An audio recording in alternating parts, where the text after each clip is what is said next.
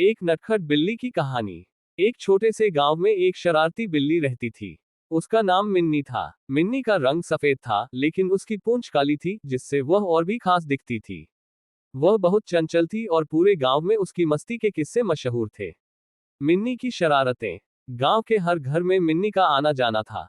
कभी वह दूध के बर्तन में मुंह डाल देती, तो कभी मछली चुराने की कोशिश करती।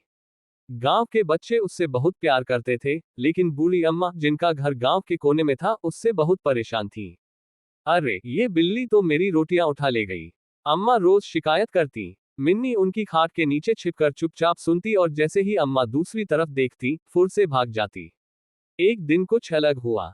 एक दिन गांव में एक बड़ा कुत्ता आ गया। वह बहुत डरावना था और सब जानवरों को परेशान करता था। जब उसने अम्मा के आंगन में एक छोटी चिड़िया पर झपट्टा मारा, तो मिन्नी से रहा नहीं गया। मिन्नी ने हिम्मत जुटाई और जोर से म्याऊं करके कुत्ते पर झपटी। उसने अपने नुकीले पंजों से कुत्ते की नाक पर एक थप्पड़ मारा।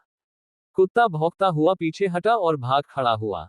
गांव के लोगों ने ये देखा और मिन्नी की बहादुरी की तारीफ करने लगे। मिन्नी बनी सबकी प्यारी। अम्मा, जो हमेशा मिन्नी से नाराज रहती थी, अब उसे गोद में उठाकर प्यार करने लगी। उन्होंने कहा, अरे मिन्नी, तू तो बड़ी बहादुर निकली। अब मिन्नी को हर घर से दूध और रोटियां मिलने लगी।